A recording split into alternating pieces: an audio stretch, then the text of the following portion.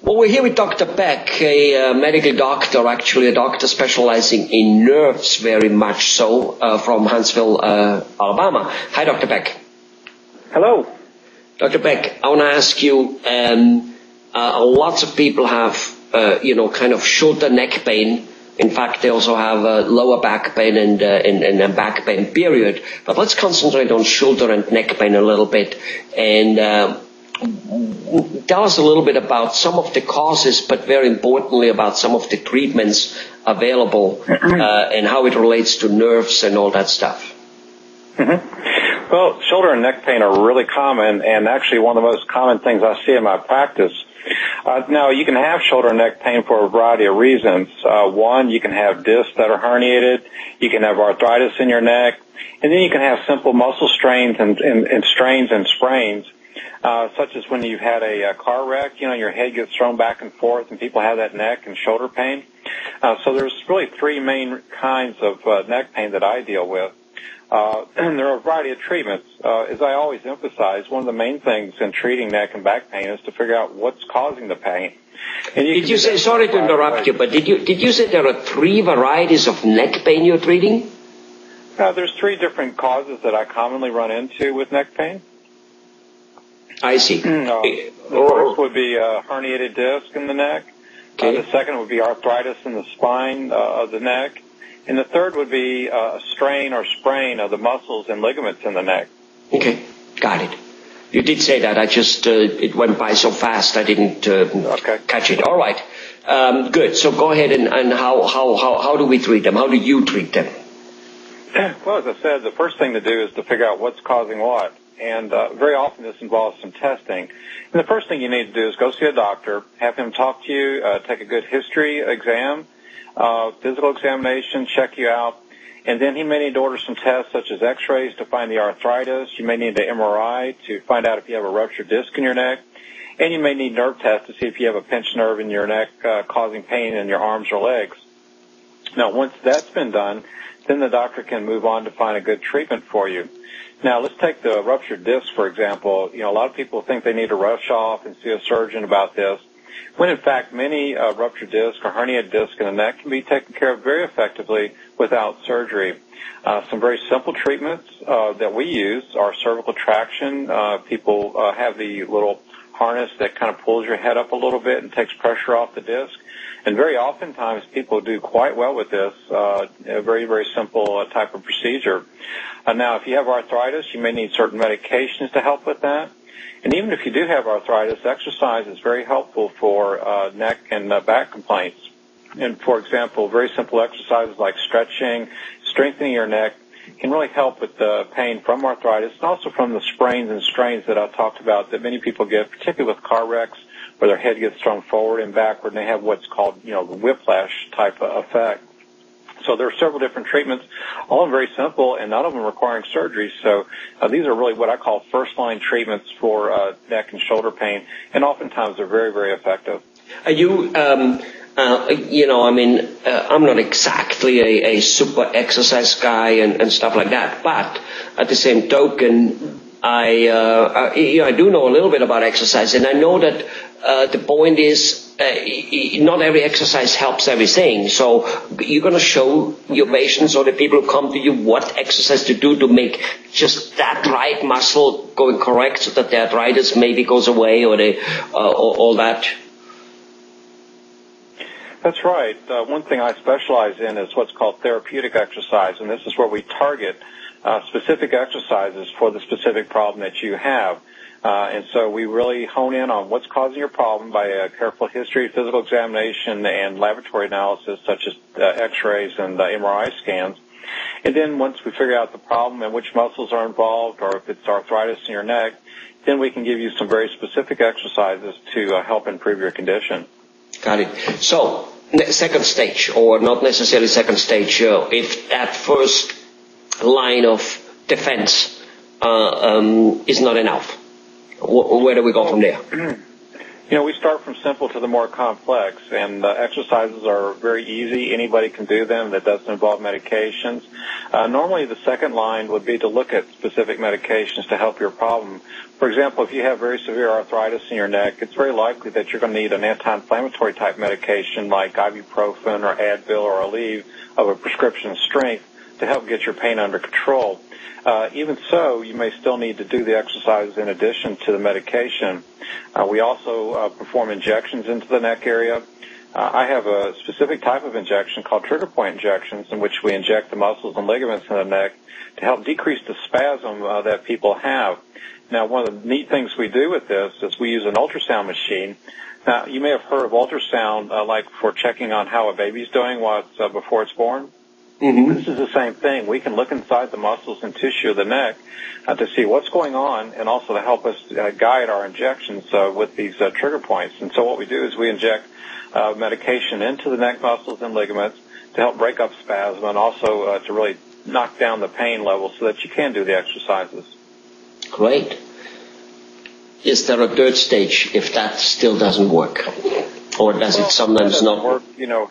Some people may consider surgery, but by and large, the majority of neck complaints can be treated very effectively without surgery. So really, maybe just 2 stages. Got it. Okay. Oh, wonderful. So in terms of those injections, are there any type of, hormone type of injections involved also, or not really? No, we don't normally use the steroid injections that many doctors do, and a lot of people come in, they're very worried about taking steroids because they know that it can affect their blood sugar and their blood pressure, and, steroids are just it's a very strong drug, and so we use Marcaine, which is sort of like the Novocaine your dentist used to fill your teeth, a very safe drug.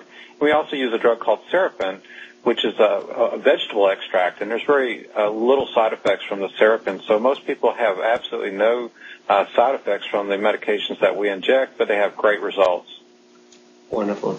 And how long does such a treatment, with no doubt there's no one fits all, but what are we talking about here? Is it a year, 2? Is it a month or 2? Is it every day, every week? What's give us a good feeling for it.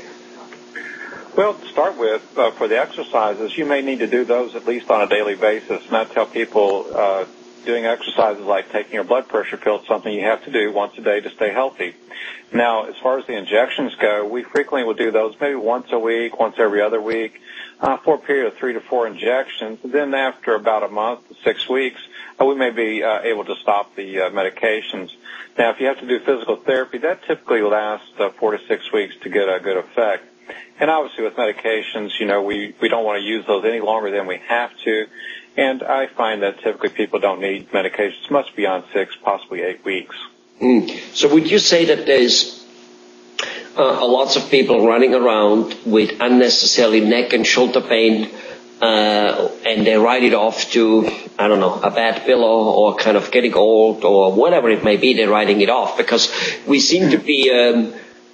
unfortunately, it's good that we people are very adaptive, but we also seem to be very adaptive to pain and just kind of live with it. I know so many people who have sciatic pains, and they just say, it's part of it, I had this, and that's just what it is, and headaches is another thing. I'm not saying that we're talking about headaches now, but people get so used to it. So do you see lots of people out there who have this pain, and by doing so a diminished lifestyle, which they really actually could fix within a month, 2 or 3?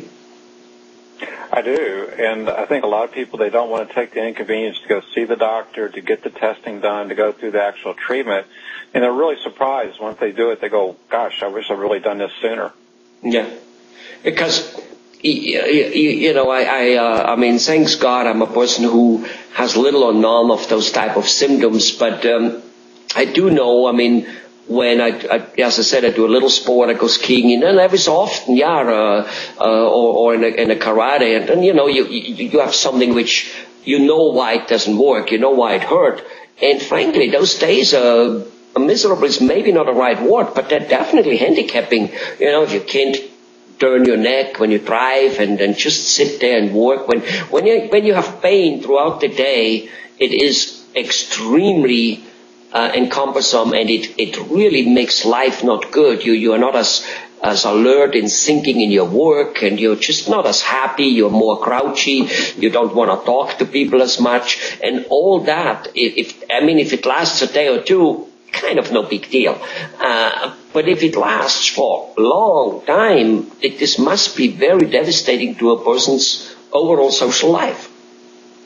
Oh, it does. It affects everything. It affects your sleep. It affects your relationships. It affects your recreation. It affects your work. I mean, pain is all pervasive. It just gets into everything and makes a mess of everything. And so it's really important not to let it get to that point before it really destroys your life. And the sooner the better. And that's something that I see a lot of people wait way too long. And at that point, it may be that you'll have to go see a surgeon to get it fixed because the simple measures won't work. So we really want to get people in early before things get to be such a mess that your life is just off the track, so to speak. So we really want to get you in early to treat things. Right. And what people quite often don't realize is that it affects your family, the people around you, be it your kids, your spouse, and your co-workers and grandkids, more than it affects them. Do you know what I mean? It's almost like with bad breath. It doesn't affect you very much. You kind of don't smell it because you get used to it, I guess. But it affects people around you. Do you understand? Because the kid walk up and said, "Daddy, let's play," or "Uncle, let's play," whatever it may be, and Uncle goes, "Not today." And it becomes a habit. It becomes like he doesn't think about it anymore, that he never plays. 20 years ago, my wife got, sometimes she thought I was upset with her, when we first met, like some 24, whatever years ago, till she finally, a year or two later, figured out that whenever I don't talk on the kitchen table or driving in a car or just, whenever, it's not because I'm upset with her. It's because I was tired and exhausted for whatever reason that was. But basically, when we get into that stage, we become like, and how can our spouses, live life, our kids, our, just all people when we live like that? And I think that is a social deterioration which people don't put into calculation, even if they are able and willing to live with the pain.